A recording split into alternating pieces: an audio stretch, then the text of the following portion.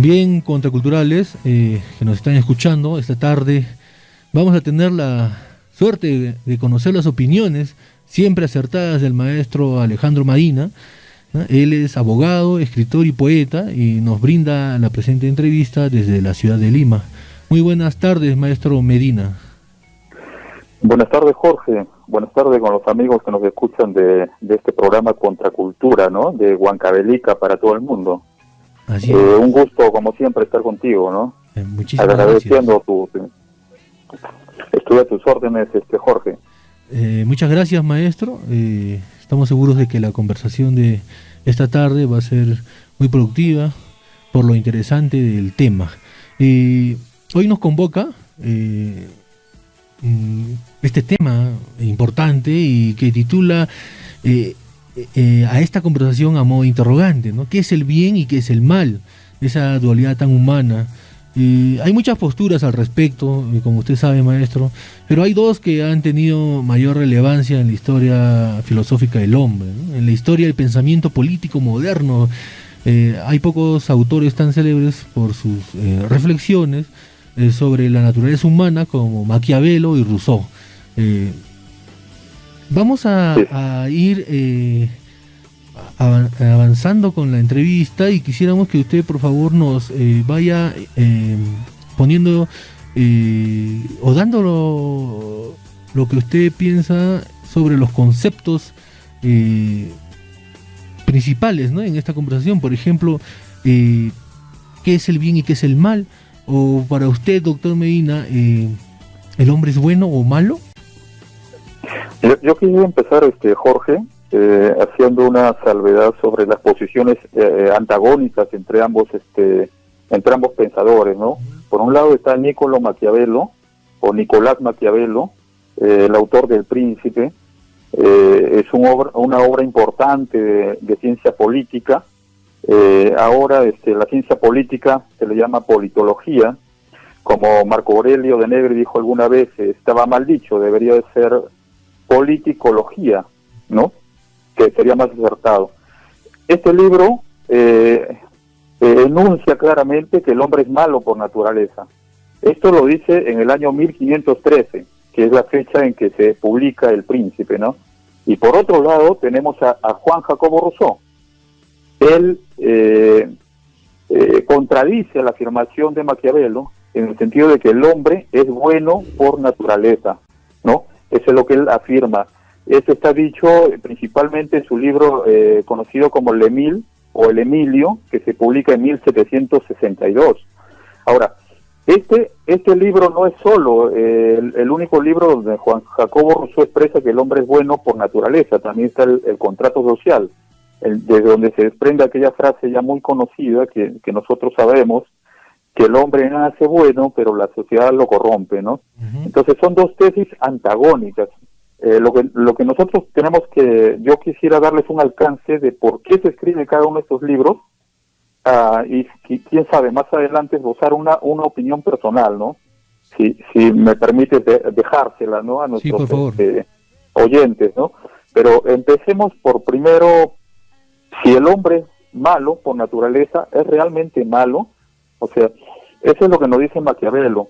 Maquiavelo reconoce en este libro El Príncipe.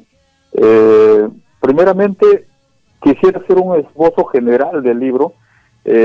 Lo maquiavélico se considera como algo malévolo. Incluso nosotros los escritores sabemos que existe un adjetivo, el adjetivo maquiavélico, que es un adjetivo que se le endilga a la persona que actúa con astucia para conseguir algún fin, ¿no? O sea, ¿por qué? Porque eso nos trae a colación aquella otra frase famosa que todo el mundo la conoce, que es el fin justifica los medios, ¿no? Una frase esencialmente política y que la han usado los gobernantes para poder justificar sus actuaciones políticas, sea o no a favor del pueblo, sea o no a favor de una causa legítima, pero el fin siempre ha justificado el medio que se emplee, ¿no?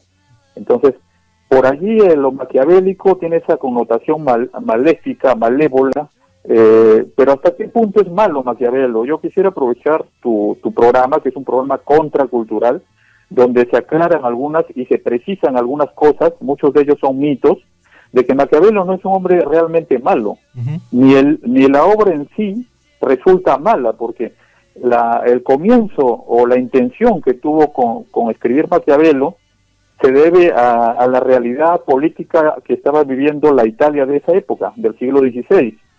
La Italia del siglo XVI era una Italia fragmentada en principados y monarquías muy pequeños, o sea, eran mini reinos. Incluso hablando con una amiga argentina italiana, me dice que aún hoy hay muchas ciudades italianas que sí manejan un distinto lenguaje italiano, o sea, algunas palabras no las entienden. Entonces, de tal suerte que lo que buscó Maquiavelo en el siglo XVI con esta obra es darle, digamos, las herramientas a un príncipe para que él pueda integrar la Italia. Entonces no había un fin, digamos, maligno, ¿no? O sea, lo que buscaba era la integración de una Italia más fortalecida para que pueda repeler alguna invasión en sus fronteras, ¿no? Hay otro lado positivo de Maquiavelo, ¿no? También quisiera acotarlo. Sí, por favor. Maquiavelo dice, Jorge, que el abuso de la violencia convierte al príncipe en un tirano. O sea, no recomienda la violencia. O sea, Maquiavelo, con ser Maquiavelo, le recomienda al príncipe, en todo caso a aquel que ejerce la autoridad en un estado, de que evite la violencia, para que no caiga en tiranías. Entonces, de tal suerte tenemos que Maquiavelo ha sido satanizado, si se quiere, pero yo estoy desmistificando aquí en tu programa un poco de esas falacias, ¿no?, respecto a él. Maquiavelo fue un... Sí, dime, Jorge. Sí, disculpe que lo corte. Quería, en este momento que se está aclarando muchas cosas, y que usted bien lo dijo, maestro, que este programa es contracultural, es importante que los escuchas, que están atentos en este momento en distintos lugares del Perú y sobre todo aquí en Huancavelica, y en algunos lugares del mundo también nos están escuchando. Es importante que cuando nosotros hacemos una crítica, ¿no?, o una opinión de algo que ha ocurrido hace mucho tiempo, ¿no?, y también de lo que está ocurriendo ahora, hay que tener siempre en cuenta el contexto, ¿no? Si no tenemos idea de lo que significa el contexto histórico,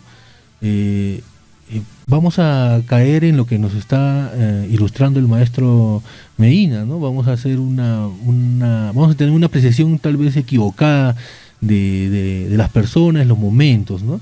Y eso le da podría decirle un valor agregado a nuestros conocimientos, porque podemos saber lo que ocurrió hace 800, 200, 300 años, pero si no hacemos la apreciación de contextualizar, entonces ahí corremos el riesgo de equivocarnos. Y eso que usted nos ha informado hoy, maestro, es muy importante, ¿no? Lo que pasa es que Maquiavelo, esta palabra, ¿no?, ya está, o ese nombre que ahora es una palabra, por así decirlo, y automáticamente las personas lo relacionan con el mal, ¿no? Entonces hay imágenes que relacionamos con el mal y con el bien. Y eso también es interesante, ¿no, maestro? Porque vamos a este simbolismo que le da el hombre a las cosas, ¿no? Y creo que... Simplificamos, ¿no? Simplificamos mucho las cosas, pero a veces de forma indebida o incorrecta, ¿no? Claro, simplificamos, sí. Tal vez hacemos un simbolismo, una gran mayoría simboliza algo o de forma equivocada, ¿no? Porque simbolizar también es todo un proceso, ¿no? La sociedad, por ejemplo, es un conjunto de varones y mujeres, ¿no?, que viven en una determinada área geográfica y están unidos también por costumbres, actividades diarias, ¿no? ¿Por qué tendría el hombre que ser malo? Pese a que a lo largo de la historia han ocurrido eventos terribles, guerras y todo esto, ¿no? Pero, el hombre, disculpe, para terminar la idea, maestro, ¿no?, el hombre a lo largo de la historia pues han tenido eventos terribles. El hombre ha destruido al hombre, por lo tanto ha destruido una sociedad y otras sociedades, pero también ha hecho buenas cosas, ¿no? Creo que eso sería importante también, más o menos, esa idea que el esbozo, maestro, para que usted nos la explique. Sí, con el mayor de los gustos, pero primero quería redondear esta idea de Maquiavelo, de que Maquiavelo conceptúa en esencia que el hombre es malo, pero lo hace bajo un estudio filosófico, porque él, aparte de ser político, diplomático, también era filósofo. Entonces Maquiavelo enuncia que el hombre es malo, pero no como una recriminación, sino como una observación, un análisis en base a una investigación. O sea, es una observación. Para él el hombre es malo por naturaleza. Entonces cree en la necesidad de un Estado para asegurar la convivencia de estos hombres, ¿no?, que son malos. O sea, cómo ordenar esa convivencia a través de una autoridad, llámese un príncipe. En esa época no habían repúblicas, no olvidemos que todavía no existían eran monarquías en esencia. Entonces, obviamente que la obra, por eso no se llama el presidente, no se llama el príncipe, que es una suerte de noble, de rey, ¿no? Claro. Entonces, ese es el contexto. Primero, entonces, para Maquiavelo definamos que el hombre es malo por naturaleza. Sí, y ahora vamos a lo que dice Juan Jacobo Rousseau, para ser más claros y no ahondar mucho en tesis que puedan confundir a los que nos oyen, ¿no? Juan Jacobo Rousseau, por otro lado, en el Emilio, genera un personaje para los que somos escritores de ficción. O sea, este personaje no existe, y a través del Emilio y de su tutor, que vendría a ser el mismo Rousseau, él genera una teoría que bien podría llamarse teoría educativa, pero que la principal consecuencia del libro, el principal enunciado es que el hombre es bueno por naturaleza. Estos enunciados que da Juan Jacobo Rousseau se basa también en la observación. En esa época era mucha la noticia que llegaba de América de que en estas latitudes nosotros, los indígenas o los pueblos originarios, vivíamos en una suerte de paraíso, y que la llegada del occidental viene a perturbar esta paz y tranquilidad, nos hace conocer todos los vicios europeos y nos corrompe, ¿no? Entonces, en ese contexto es que Juan Jacobo Rousseau determina que es necesaria la educación para este hombre que vive en estado salvaje, pero que no es malo, es un hombre bueno por naturaleza, pero que vive originalmente en un estado salvaje, o en un estado que él llamó estado natural, ¿no? Entonces, esta educación, según su tesis, debe darse desde los primeros años, para que este hombre futuro pueda seguir manteniendo esa bondad. Porque según su teoría, porque es una teoría, si el hombre no recibe una buena educación, al final este estado de bondad va a corromperse, ¿no? Va a arrastrar unas cadenas que lo van a corromper finalmente, ¿no? Entonces, esa es la tesis central del Emilio. Ahora, yo sé que nos están escuchando también maestros, profesores y también alumnos. Yo quisiera decir brevemente, para no fatigar un poco este asunto, las tesis muy puntuales en materia educativa que se advierten de este libro y que la pedagogía moderna los ha asimilado. Uno, que la educación sea divertida. O sea, no debe ser, y estamos hablando del siglo XVIII, en esa época Rousseau decía que la educación no debe ser aburrida, no sentar a un niño en el banco y que esté calladito y simplemente asimilando información. No, la educación debe ser lúdica, debe ser entretenida. Otro, desarrollar aspecto físico. Esto es la tesis de la mente sana en cuerpo sano, que es griego, ¿no? Y estando que el hombre es una unidad psicosomática, sería perfectamente válido desarrollar también el aspecto físico para mejorar el aspecto espiritual, ¿no? Otro, decía en esa época, enseñarle con la verdad, o sea, no decirle algo que el picaflor pica la flor y que de ahí nacen los niños, no. El niño, aunque parezca algo tonto, pero por muchos años se le ha educado así al menor. El niño lo que necesita es verdad, para que de sus comienzos vaya estructurando un razonamiento en base a esa misma verdad, ¿no? Otra cosa importante que sale en esta teoría de Rousseau es la participación del padre en la educación. Esto es importante y lo voy a decir al final, en otra, digamos, al final de este punto, la participación del padre en la educación. Siempre se pensaba que el padre era ajeno a la educación, y en esos años había lo que se llamaba un tutor, casi no habían escuelas, eran tutores, ¿no? Entonces, ahora se le está, digamos, echando todo el peso de la educación a los maestros, cuando no debe ser. Lo correcto sería que los padres también, digamos, contribuyan a educar al menor, ¿no? Entonces, esos son los aspectos de una teoría educativa que se rescatan del Emilio de Rousseau. Ujú. Aquí quiero hacerle de conocimiento, tal vez algunos lo saben, el lado negativo que tenía Juan Jacobo Rousseau. Así como Maquiavelo era tenido por malo y tenía su lado positivo, aquí también Rousseau es tenido por bueno, pero también tenía su lado negativo. Él debe saber, Jorge, que él estuvo casado con Teresa, no recuerdo bien el apellido, era un apellido francés, obviamente, y tiene 5 hijos, Rousseau. Estos 5 hijos son abandonados en un orfanato.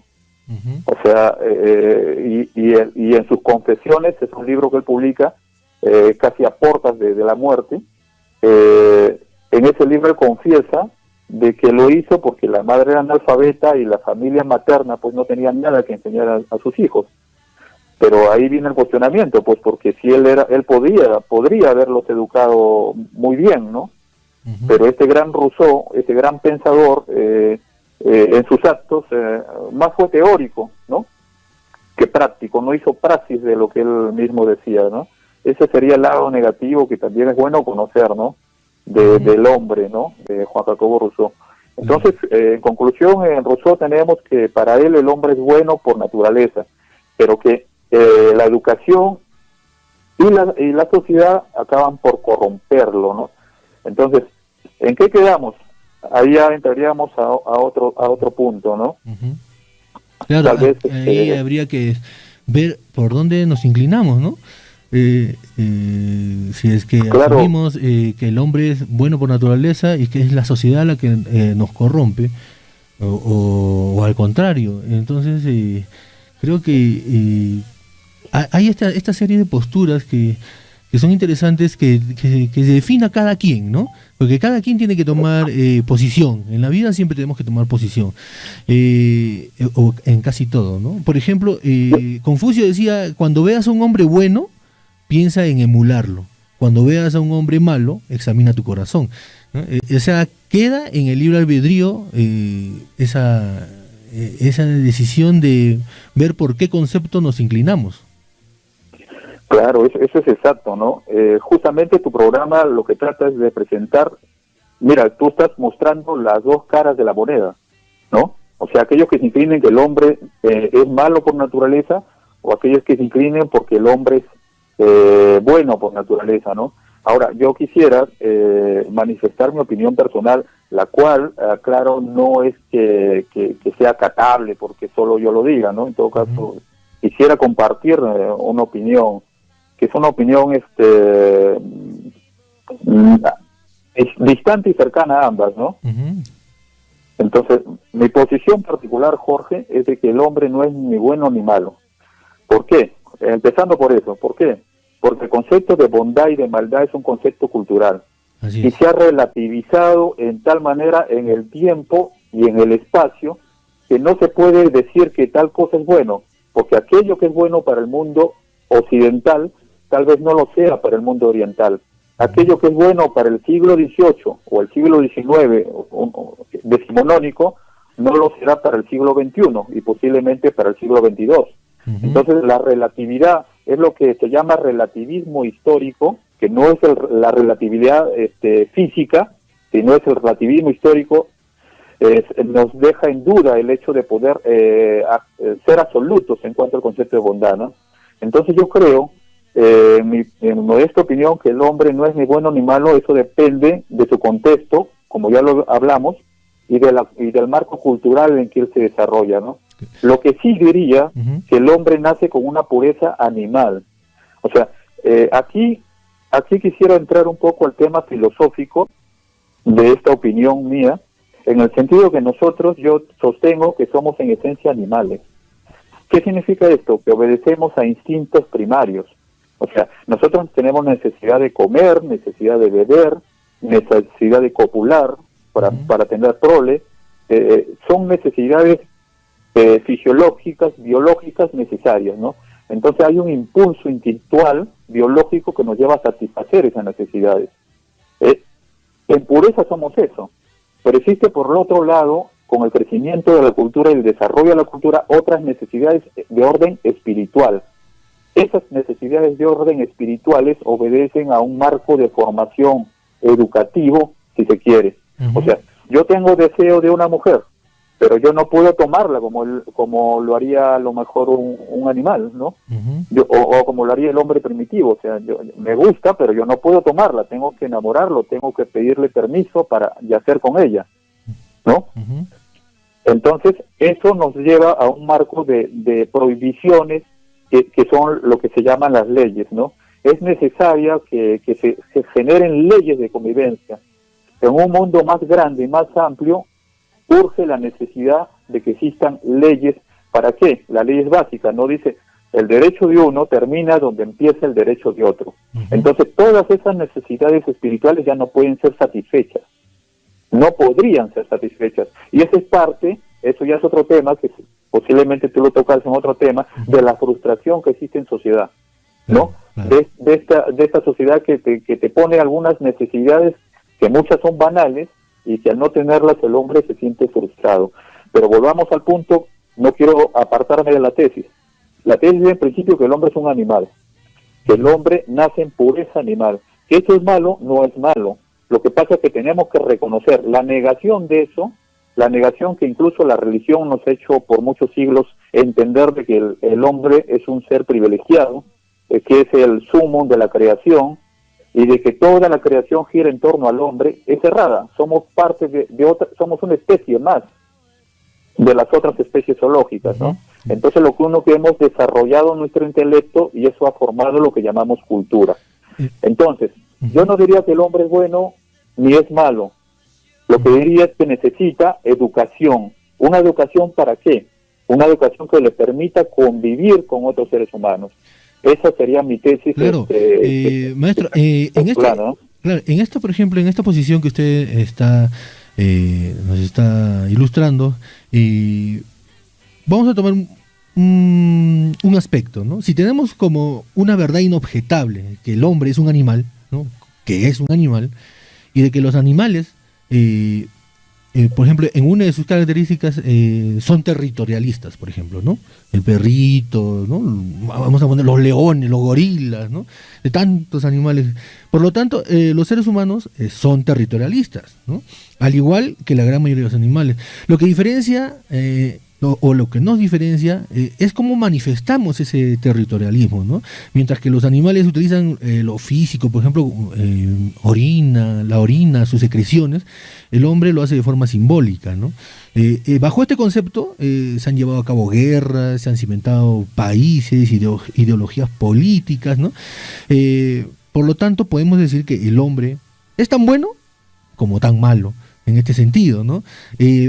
Otro ejemplo, si entendemos que la delincuencia, la sociopatía y las conductas delincuenciales son producto de un tipo de cultura, podemos entonces presumir que tanto lo bueno como lo malo son aprendidos, es decir, son culturales, ¿no? Esto también es muy importante conocerlo, y creo que va relacionado a la tesis que usted, de la cual usted nos ha hablado. Claro, la criminalidad, incluso tuviste una presentación hace unos días con un colega mío, un abogado Espinosa, ¿no?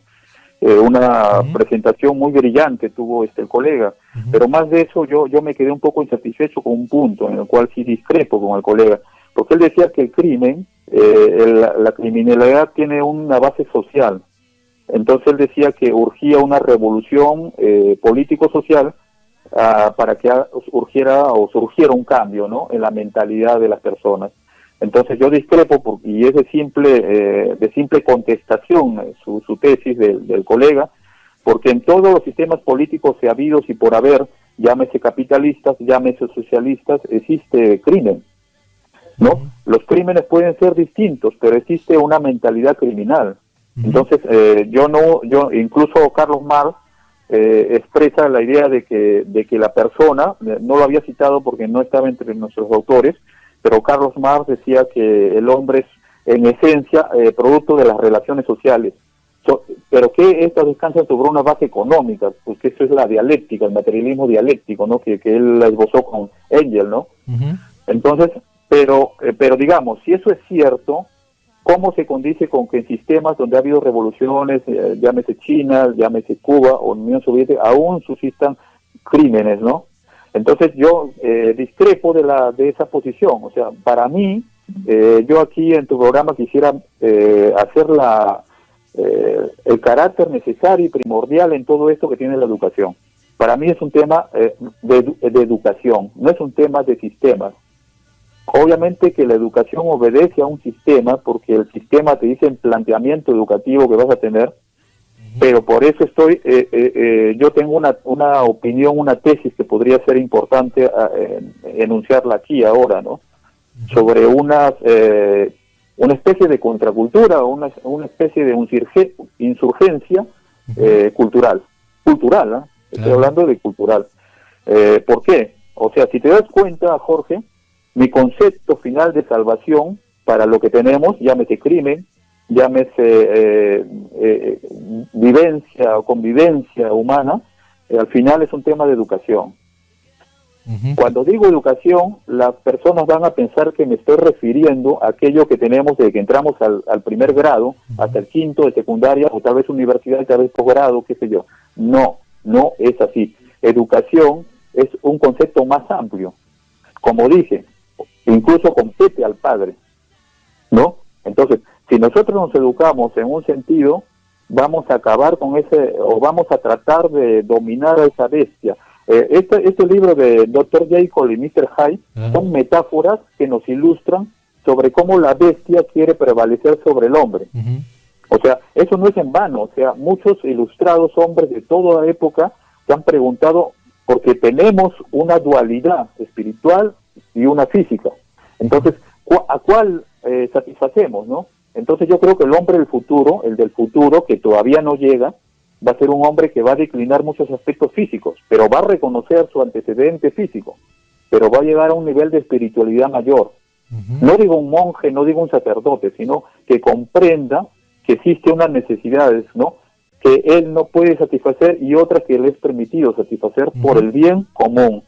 Por eso los hombres más inteligentes y de mejor corazón son aquellos que no han abogado para ellos mismos, sino se han entregado su vida a los demás, ¿no? Claro. Llámese Gandhi, Jesucristo, Martin Luther King. Claro. ¿No? Es interesante esa posición suya, maestro. Por ejemplo, Platón dijo, nada de cuanto sucede es malo para el hombre bueno, ¿no? Y lo que usted también nos está hablando tiene mucha relación con ideas del superhombre, ¿no? Pero no el superhombre nietzscheano, pues, ¿no? Ese de Nietzsche, ¿no? Pero sí tiene algo de eso. Nietzsche es duro, ¿no? Donde dice, los monos son demasiado buenos para que el hombre pueda descender de ellos, ¿no? ¿A qué voy con esto? Con lo que, a referencia a lo que usted me dice, ¿no? Hay tantas posturas a lo largo de la historia del mundo. Por ejemplo, la Unión Soviética, ¿no? Usted tocó el tema hace algunos minutos. Se decía que era el paraíso, ¿no? El paraíso de la Unión Soviética. No existe la maldad, decían en esa época los soviéticos, ¿no? Es decir, los comunistas de la época. Pero ahí apareció uno de los más grandes asesinos en serie, ¿no? Andrei Chikatilo, ¿no? Que era conocido como el carnicero de Rostov, ¿no? O el destripador rojo, ¿no? Y era pues la maldad en su máxima expresión. Sin embargo, políticamente se manejaba el eslogan de que en la Unión Soviética era el paraíso porque no existía la maldad. Es tan manipulable el ser humano y se manipulan tanto los conceptos y las ideas, maestro, de que al final hemos llegado a donde estamos, ¿no? Un mundo en el que necesitamos educarnos, como usted lo está diciendo, ¿no? Educarnos. Yo creo porque, permíteme que te haga una interrupción en este punto. Yo creo que las revoluciones futuras, de hecho que pueden haber revoluciones con sangre, ¿no? En todo el mundo, no estamos hablando de Perú, ¿no? Incluso la Revolución Francesa de 1789 fue un acto aparente de terrorismo, Claro, porque, sangrienta también. porque hubo sangre, ¿no? Y hubo Ujú. masacre. Pero yo lo que estoy lanzando es una tesis de una revolución educativa, Ujú. que empiece una revolución pacífica, que empiece por la educación. Posiblemente así generemos un cambio cualitativo, más allá de los programas políticos, ¿no? Que Claro. pueden ser válidos como reivindicaciones. Pero al final, un hombre bien pensado y bien ilustrado va a saber sus derechos Así y es. también va a saber no hacernos objeto de iniquidad, Ujú. ¿no? Claro. Entonces, la formación y ahora esta educación que tenemos es una educación, como tú dijiste hace un rato, el sistema te impone ideas. Por eso lo que tenemos que hacer es sacudirnos mentalmente, hay que formatear el cerebro, hay que evacuar, así como se evacúa el estómago, evacuar las ideas mentales y volver a asimilar con algunas nutrientes de pensamiento, ¿no?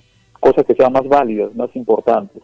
Entonces, ahí ya es un tema de educación. Por eso al final mi tesis que postulo es de que la educación puede hacer más viable la vida futura, ¿no? Por eso es la importancia, y no me canso de decirlo en todo lugar donde yo vaya, de los maestros. La importancia que tiene un maestro, cuyos sueldos son muy bajos, no están reconocidos en todo el mundo, diría yo, pero en Perú es realmente alarmante y cruel. Ujú. Pero el futuro está en la educación y debemos proponer un cambio. La educación ahora es informativa y debe ser formativa, ¿no? No informativa, sino más bien formativa. Entonces, yo de aquí, entonces algunos dirán, pero ¿cómo se va a hacer ese cambio? Esta persona está expresando algo, pero no nos dice en su criterio qué hacemos con esto. O sea, está bien, hay que hacer cambio, pero dame alternativas. Bueno, yo sé que ahorita los maestros tienen que obedecer a un Estado que le impone ideas que vienen incluso de afuera, ¿no? Hay un sistema neoliberal, capitalista, que impone sus reglas, y esto se manifiesta a través de la currícula, del plan lector, la elección de las lecturas, el perfil del maestro, ¿no? Entonces yo creo que en ese sentido no se le puede pedir al maestro que desacate, porque viene siendo un funcionario del Estado, Ujú. pero sí se le puede pedir que a sus alumnos le genere un pensamiento crítico, ¿no? O sea, yo como maestro, pues yo no solo te voy a meter las ideas que me dice el Estado, te ofrezco también estas otras. Tú como alumno saca tu conclusión. Estoy cumpliendo con el Estado no me va a culpar de que yo estoy incumpliendo mis obligaciones de maestro y esto que el otro, no me va a mandar un memo, ¿no? Ujú. Pero también estoy haciéndole generar pensamiento crítico al alumno. Ahora, ¿quiénes pueden educar? Eso también es otro tema. Aquí yo diría, no solo maestros, también los padres y todo aquel que tenga conocimiento. Tú, a través de la radio, estás dejando que muchas personas podamos humildemente educar en algunos aspectos, ¿no? O sea, no necesitamos ser maestros por antonomasia. Ahora, ¿qué más? ¿El hombre adulto se puede educar o no se puede educar? Yo creo que sí se puede educar, pero siempre y cuando él sea consciente de que está mal informado. Aquel hombre que se siente satisfecho no va a poder ser reeducado, Ujú. porque ya no se hablaría de una educación, sino de una reeducación, de un formateo mental. Entonces, este hombre que no es consciente de su problema no va a cambiar, porque el sistema nos ha hecho ver de que nosotros tenemos que vivir en una zona de confort, en la comodidad, y todo lo simple, nos han vendido la idea que debemos vivir en un mundo mágico de simplezas. Y no olvidemos que la humanidad toda, el cambio se ha generado justamente por la insatisfacción, por la contradicción, ¿no? Si no, no hubiera habido desarrollo de la humanidad. Pero el sistema te dice, tú asimila esto, tú estate tranquilo, no hagas problemas, cállate, no cuestiones, acepta las cosas, anda a tu casa y piensa lo que te digo.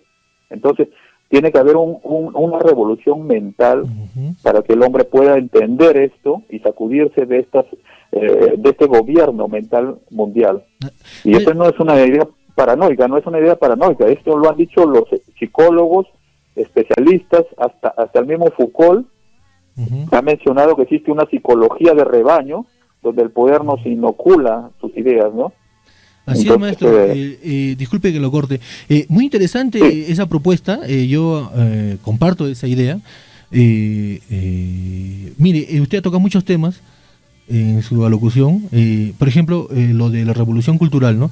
Quiero, amigos contraculturales, amigos que nos están escuchando, no confundamos la revolución cultural que estamos expresando o que está expresando el maestro Medina con la revolución cultural china, que ese es otro cantar, ¿no? Eso fue algo, esas son las antípodas, por así decirlo, ¿no?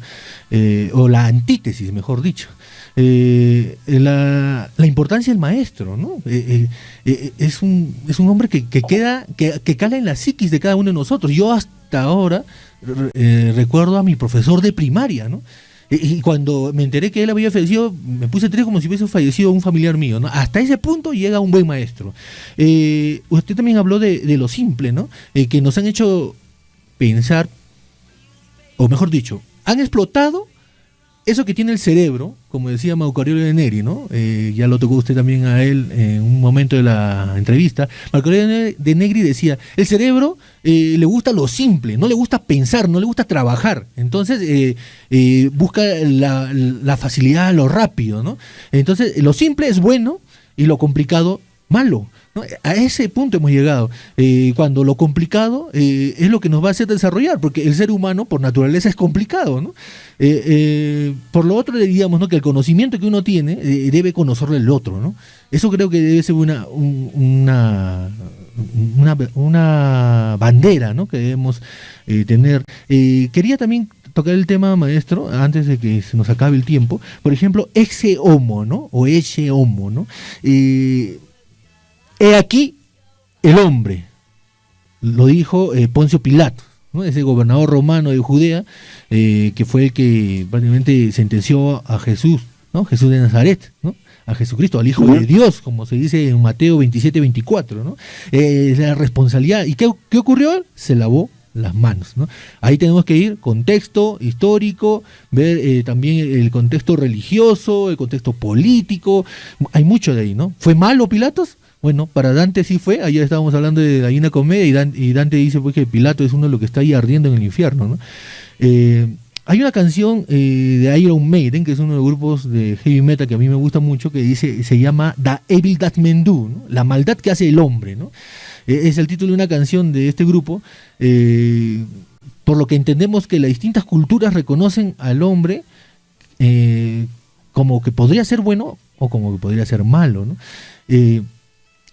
Todas estas informaciones que estamos hoy conversando, hablando con el maestro Medina, nos ayudan, creo yo, humildemente, nos ayudan y ayudan a los que están escuchando a formarnos realmente un buen concepto o un mejor concepto del que teníamos antes de ser malo o ser bueno. Pero también tiene otra arista, ¿no? Ya, por ejemplo, los jóvenes que están escuchando ahorita no van a agarrar y van a decir, ¿sabes qué? Yo soy bueno y malo y depende cómo tú lo veas, mamá, papá. No, pues no, así no son las cosas, ¿no? Mire cómo se amplía el espectro, ¿no? Pero todo esto está enmarcado en algo, en lo que usted dijo, ¿no? Esa educación. Y yo quisiera ir un poquito más allá, ¿no? La autoeducación, ¿no? Creo que no podemos estar esperando, sabemos que es una necesidad que el Estado o los gobiernos implementen nuevos programas realmente educativos, formadores, ¿no? Pero hasta que eso llegue, creo que la misión de cada uno de nosotros es el de autoeducarnos, autoformarnos en muchos temas y la educación es lo único, ¿no? Que nos va a llevar a salir adelante, el aspecto cultural de la buena cultura, ¿no? Porque todo lo que hace el hombre, todo lo que hace el hombre es cultura, ¿no? Es artificial, ¿no? Es artificial, no es natural, ¿no? Hasta las guerras es cultura, ¿eh? Así es, maestro. Entonces, yo recuerdo una explicación que hizo también Matt, ¿no? Decía, los cerros es naturaleza y un lapicero es cultura, ¿no? Hasta ese punto llegamos. Maestro, por favor, quisiera que usted plasme nuevamente esta parte de su idea y ya el tiempo se nos ha terminado. Por favor, dele usted el puntillazo final, así como usted lo sabe hacer, y para ya despedirnos del programa. Sí, pues, a ver, quisiera, antes de terminar, hacer bueno, realmente esto da para más. Hemos tratado de resumir porque los grandes pensadores a través de toda la historia han tratado de conseguir eso, ¿no? Definir esto, el bien y el mal. Pero aquí hemos intentado esbozar a partir de dos grandes pensadores. Lo que finalmente yo concluyo, como le dije, es que el hombre no es bueno ni malo, pero no significa, como tú dijiste, que los niños lo utilicen eso, no. Sí existe bondad de acuerdo al contexto. Dañar a otro definitivamente siempre va a ser malo, ¿no? Entonces partamos de eso, ¿no? El daño a otra persona, lastimar a otra persona, básicamente siempre va a ser malo. Entonces partamos de eso. El otro aspecto que quiero señalar es el tema de la educación, que ya se dijo muy puntualmente, ¿no? La educación a través del Estado, los maestros, como tú has añadido, la autoeducación. Y finalmente que nosotros seamos personas pensantes. Mark Twain decía que es más fácil engañar a un hombre que hacerle saber que ha sido engañado. Y él tenía mucha razón. O sea, las personas tenemos un gusto y una facilidad para que nos engañen. Entonces, la idea es reflexionar en cada acto que hagamos, ¿no? Tratar de someter a buen juicio todo lo que, incluso lo que nosotros estamos lanzando en este programa, cuestionarlo, analizarlo y sacar una posición particular. La intención siempre va a ser nuestra, nos conocemos, Jorge, es la de hacer lo mejor posible para este mundo, que este mundo tan venido a menos cambie, ¿no? Y tú has citado una canción de Metallica, yo te citaría One de Metallica. En ese tema de grupo Metallica, el hombre aparece sin brazos y piernas, no solamente le queda el cerebro, y en ese cerebro que piensa, estando allí sin brazos y sin extremidades, sin movimiento, él dice, pero ¿por qué he ido a la guerra? ¿Qué es esto? Y mi madre y todo, y no entiende. O sea, esto nos demuestra que es una sociedad que no tiene un camino y no satisface las necesidades del hombre. Entonces, el futuro tal vez está en la educación. Nada más. Y ese es mi mensaje final y no te quito más tiempo. Bien, maestro. No es eso. Es realmente el tiempo que para el próximo programa que viene. Sí. Pero yo le agradezco mucho la ilustración que nos ha dado, esas ideas y esa tesis. Es muy interesante, maestro. Este programa es que estamos haciendo hoy, ¿no? Este capítulo, por así decir, es muy interesante, muy importante, ¿no?